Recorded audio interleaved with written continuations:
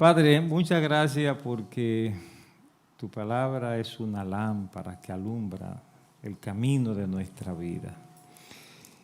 Y por eso ahora la vamos a abrir confiando en que tu Espíritu Santo nos va a hablar para enseñarnos a vivir, para disfrutar de lo que tú preparaste para nosotros en esta vida. Te lo pedimos en el nombre de Jesús. Amén.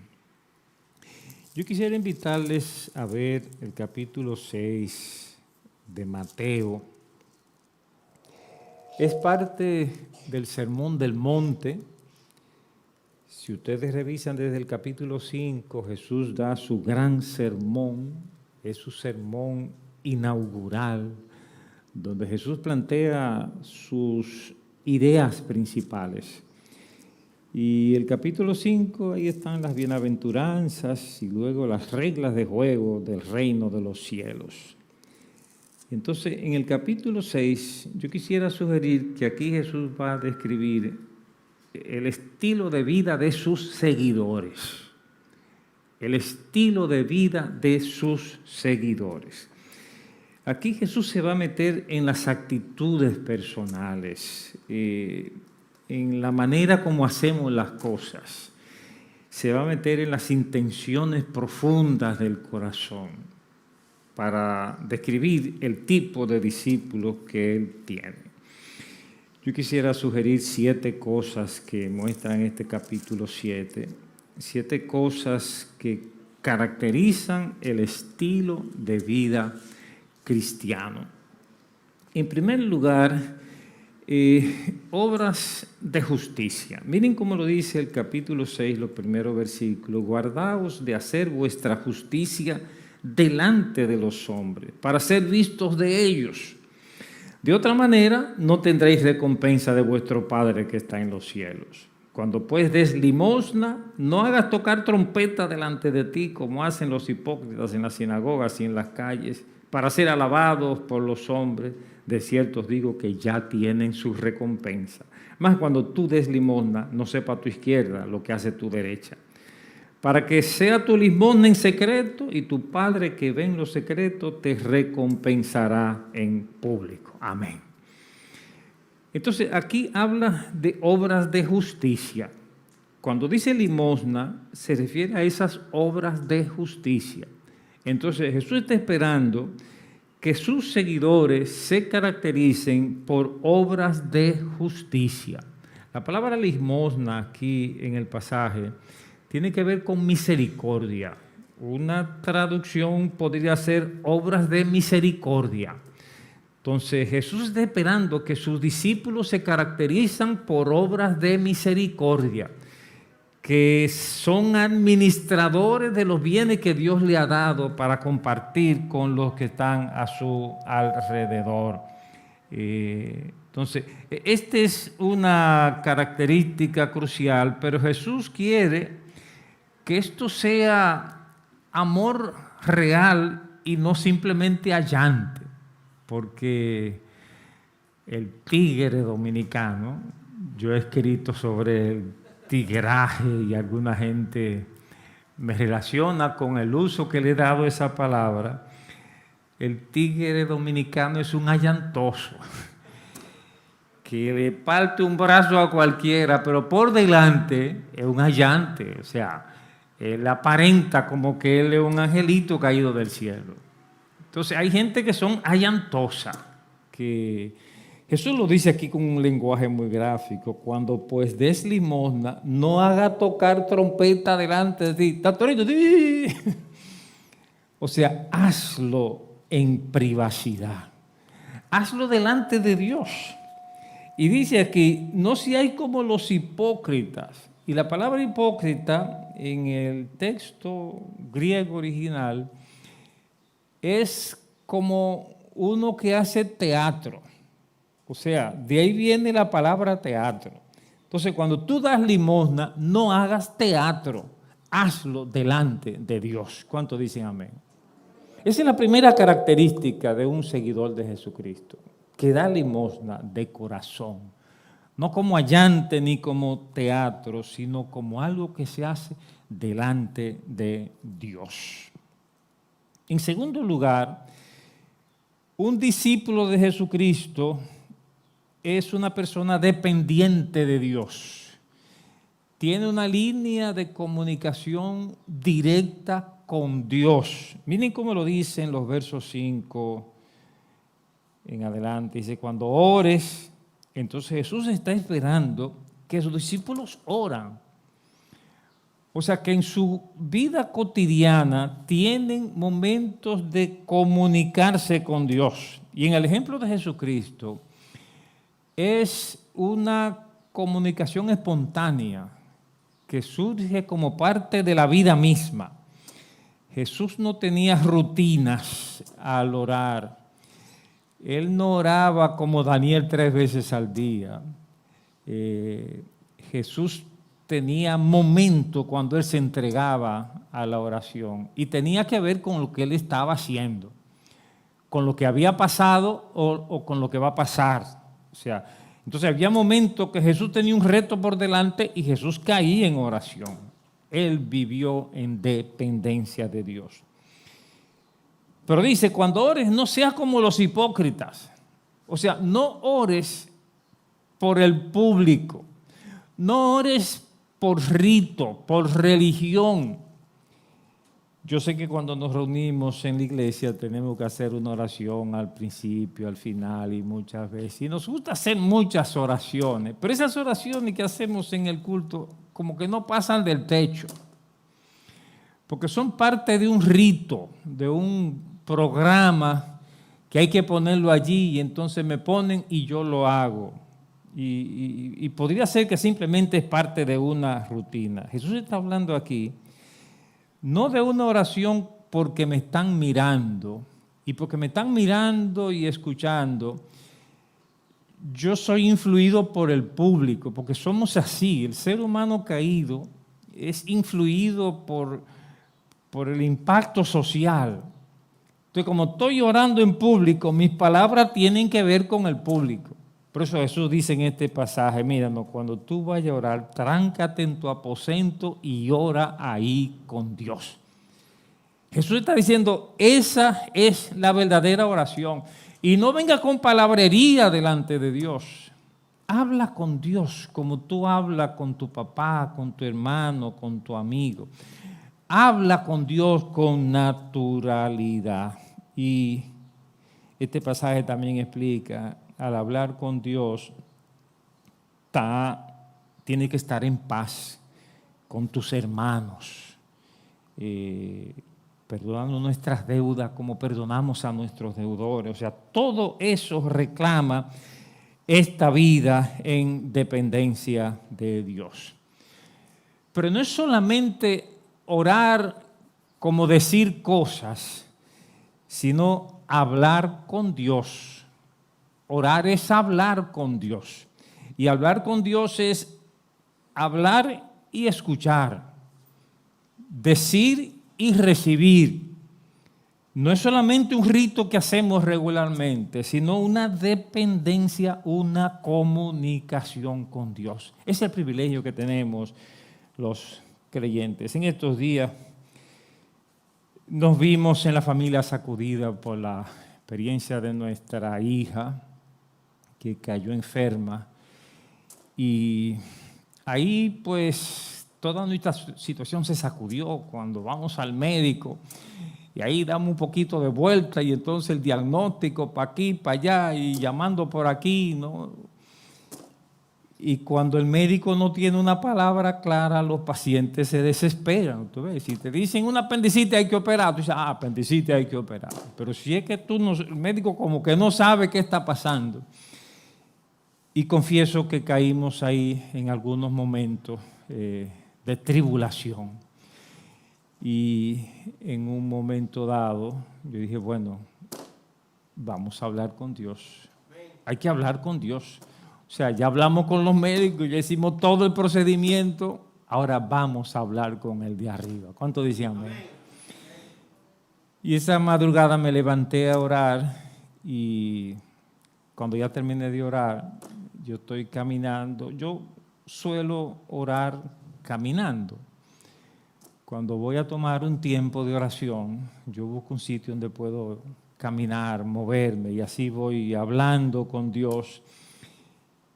Y después que yo termino de pedirle a Dios, le digo: Dios, ahí está mi hija, la pongo en tus manos. Te pido que la sanes en el nombre de Jesucristo.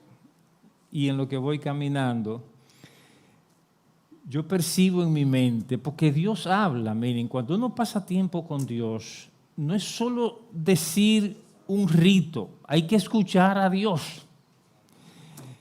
Yo sentí en mi mente el Salmo 22.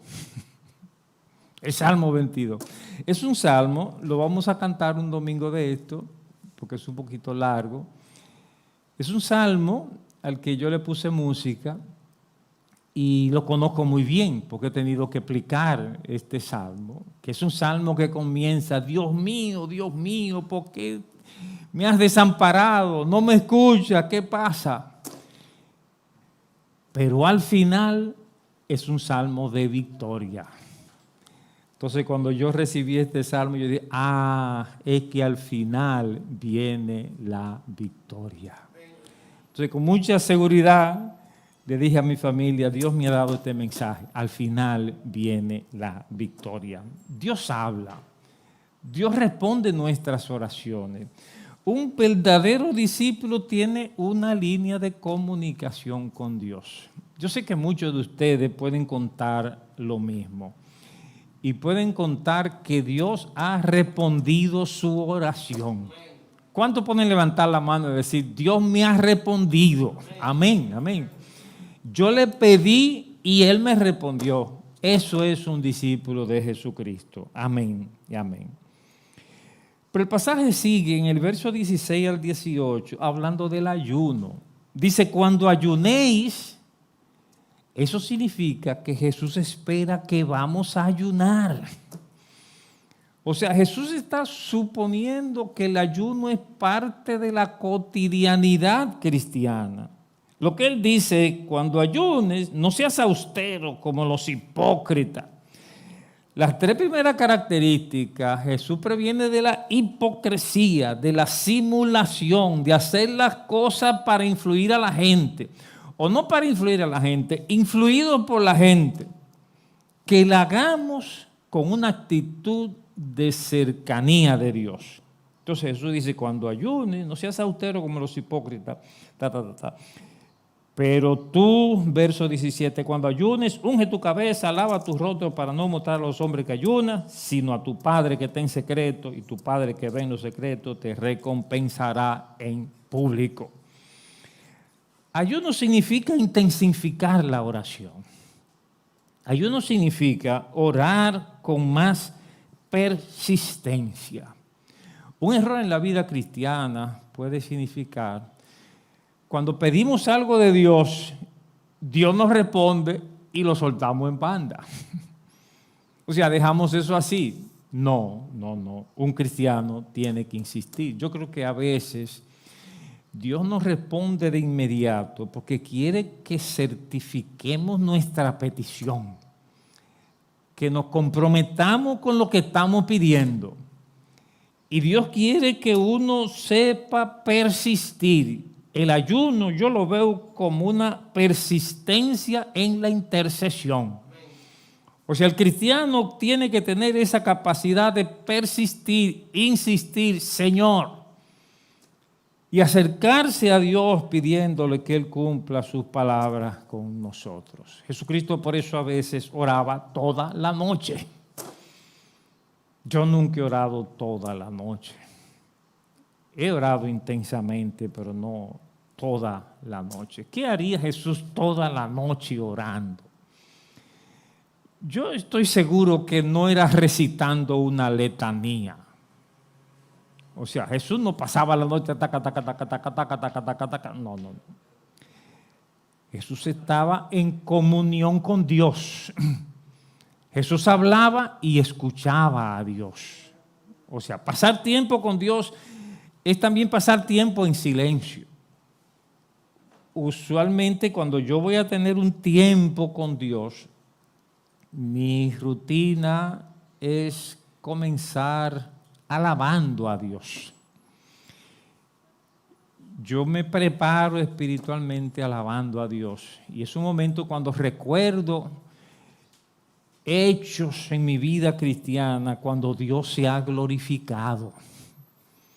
Yo los recuerdo delante de Dios. Y le digo a Dios, gracias, porque lo hiciste, me diste, abriste puertas. Cuando yo iba a pasar tiempo delante de Dios, yo suelo agarrarme de algún texto de la Escritura. A veces yo cojo el Padre Nuestro, el Salmo 23, los recito, los medito completo delante de Dios. Yo voy pensando delante de Dios. Y a veces estoy en silencio. Simplemente sigo caminando en la presencia de Dios para que Dios ponga ideas en mi mente. Y ya yo estoy acostumbrado a que Dios pone ideas en mi mente. O sea, Dios me habla, yo estoy abierto a que Él ponga ideas en mi mente. Yo creo en los ángeles, yo creo que hay ángeles, pero Dios nunca me ha mandado un ángel a mí. Y yo creo que no me lo va a mandar porque mi personalidad, como que Él dice, este hombre es muy científico, le mando un ángel y se va a complicar con eso. Pero Dios sí me habla, Dios me manda ideas al pensamiento que yo percibo que vienen de Dios. Y 3 o 4 veces en mi vida, no muchísimas veces, yo he sentido que Dios me responde. O sea, yo estoy seguro de que Dios me está respondiendo. Una vez me pasó así, ese fue un momento memorable, cuando estábamos levantando la institución que se llama IMAFA. Nos metimos en un lío económico porque la moneda va cambiando, ustedes ven, y uno no se da cuenta que hay unos cambios, que 100 pesos hoy no son 100 pesos ayer ni 100 pesos mañana. Entonces yo me metí en una deuda de millones, pero esos millones de ese momento no eran los millones que yo me imaginaba. Y literalmente se me trancó el juego. Yo era la cabeza de la institución y entonces estábamos en una situación en que podíamos ser echados a la calle y perder todo lo que había. Una situación tremenda. Y el lunes siguiente era el plazo para resolver la situación. Entonces el sábado yo le dije a Fior, vamos a orar. O mejor dicho, voy a orar, vamos a ayunar. Hoy yo no voy a desayunar, no voy a comer hasta que Dios me responda. Y ahí me arrodillé para orar delante de Dios. Y antes de orar, saqué un cálculo ahí para ver exactamente el dinero que le iba a pedir a Dios. Cuántos millones que yo necesitaba. Y entonces digo, ahora voy a orar. Y de rodillas esa vez me pongo a orar. Miren, hermano, y cuando yo me arrodillé a orar, yo sentí en mi corazón que Dios me decía asuntos resueltos. Eso yo no lo puedo explicar, pero yo lo sentí. Yo no puedo explicar, pero yo sé que en mi mente yo sentí asuntos resueltos. Y yo lo sentí con tanta seguridad que me senté en la silla y digo, oh, Dios resolvió el asunto. Pero es sábado, el lunes que viene la pelea final. Y entonces le dije, Fior, prepárame el desayuno, me preparé para seguir mi vida normal. Y el lunes por fin llamó al banco, porque era un banco que tenía que responder, porque ya me habían rechazado de 2 bancos. Entonces, a ver qué pasa con este último chance. Y entonces, doctor Dunque, mire, le estamos informando, y en lo que me está diciendo eso, yo estoy ahí. Ya Dios me dijo que sí, pero yo estoy humanamente esperando que se cumpla lo que yo sentí. Para decirle que su préstamo fue aprobado. yo comencé a mover esta mano, el teléfono por aquí, los teléfonos de antes, y a mover esta, celebrando todo. Pero entonces confirmé que Dios me lo había dicho. La historia es mucho más larga, pero lo que quiero decir es que orar no es solo una letanía. Orar es una línea directa de comunicación con Dios. Y que usted tiene que acostumbrarse a orar dándole gracias a Dios por todo lo que Él hace y presentando peticiones y esperando la respuesta de Dios. Y que van a haber momentos cuando Dios quiere que usted entre en una verdadera guerra espiritual. Esa palabra se ha mal utilizado. Pero hay momentos para una legítima guerra espiritual delante de Dios para el que Él cumpla su palabra. ¿Cuántos dicen amén? El capítulo 6 tiene otros puntos. En el verso 19, yo quiero sugerir que ahí está el propósito en la vida de un creyente. ¿Para qué tú vives? No os hagáis tesoros en la tierra, dice Jesucristo, donde la polilla y el orín corrompen y donde ladrones minan y hurtan, sino haced tesoros en el cielo, donde ni la polilla ni el orín corrompen y donde ladrones no minan ni hurtan. Porque donde esté vuestro tesoro, allí estará también vuestro corazón. ¿Cuál es el propósito en tu vida? ¿Cuál es tu tesoro? O sea, ¿cuál es la motivación que te mueve a hacer cosas? Cuando uno entra a la vida, los jóvenes, generalmente aparece un talento que la gente te revela. La gente dice, oh, pero tú sí cantas bien. Oh, pero tú sí eres bueno para los deportes. Oh, sí, tú sí eres inteligente. O sea, la gente ve que tenemos algo en las manos. La pregunta es, ¿qué yo quiero hacer con eso? O sea, ¿cuál es el motivo de mi vida?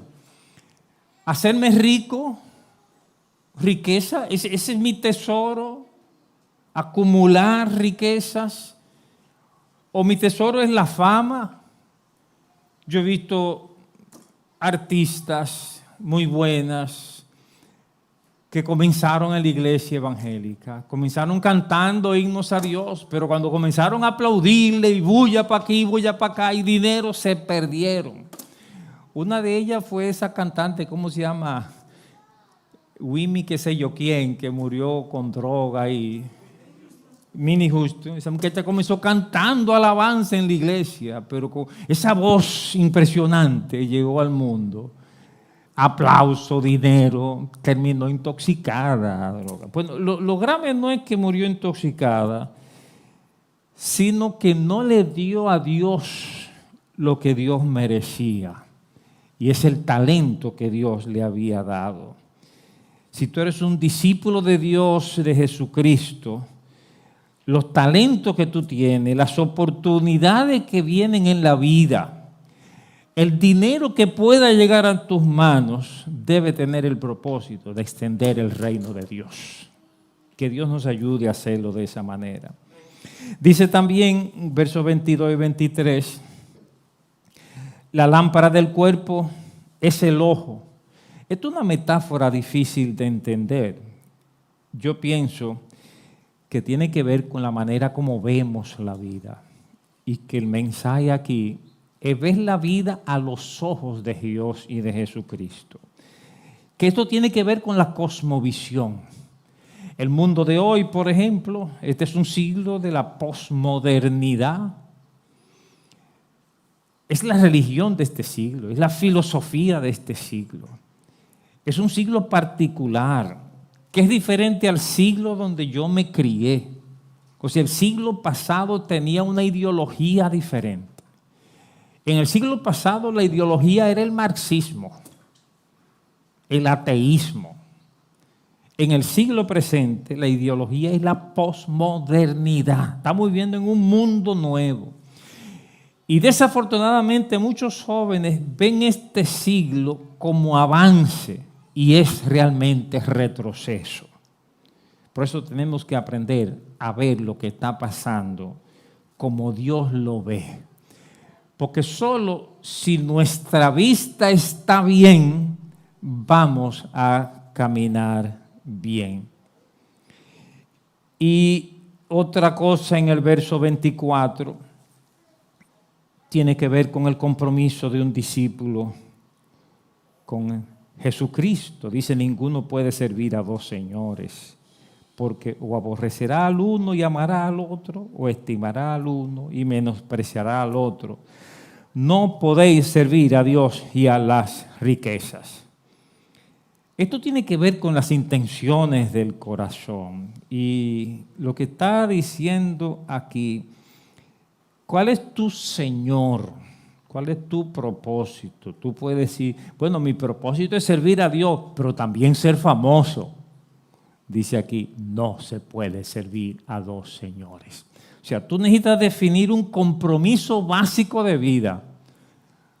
O con Dios o te perdiste a Dios. No se puede servir a dos señores. Yo quiero servir a Dios, pero yo quiero ser rico.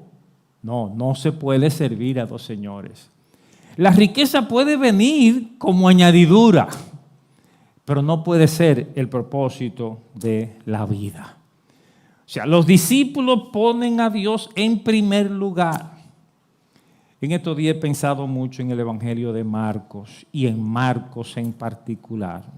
Un joven rico, un joven de buena posición económica que sigue a Jesucristo, escribe el Evangelio de Marcos, llega a ser parte de los equipos apostólicos y un autor sugiere que Marcos pudo haber muerto en la cruz, porque si a Pablo lo mataron y a Pedro lo mataron y Marcos estaba ahí, Marcos pudo haber muerto en la cruz. Y yo solamente pensaba, wow, pero que ese muchachito tan limpio, ese muchachito rico, ese muchachito joven que decide seguir a Jesucristo, pero muere en la cruz.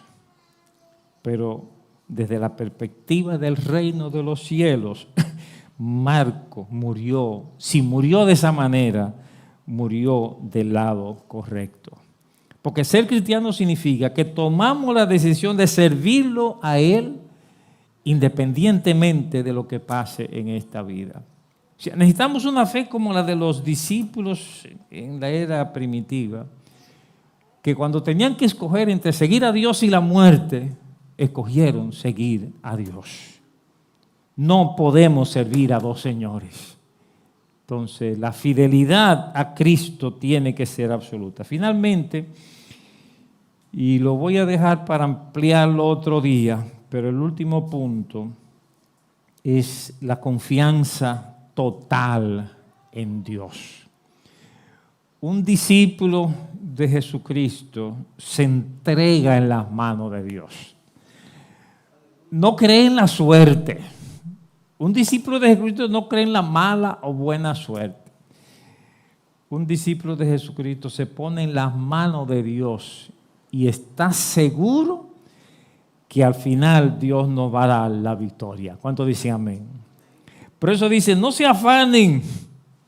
Es el mensaje de todos los versículos del 25. No se afanen. Lo que dice este pasaje no es que no trabajen, no es que no estudien, no es que no luchen, es que hagan todo eso, pero sin afán, agarrados de la mano de Dios.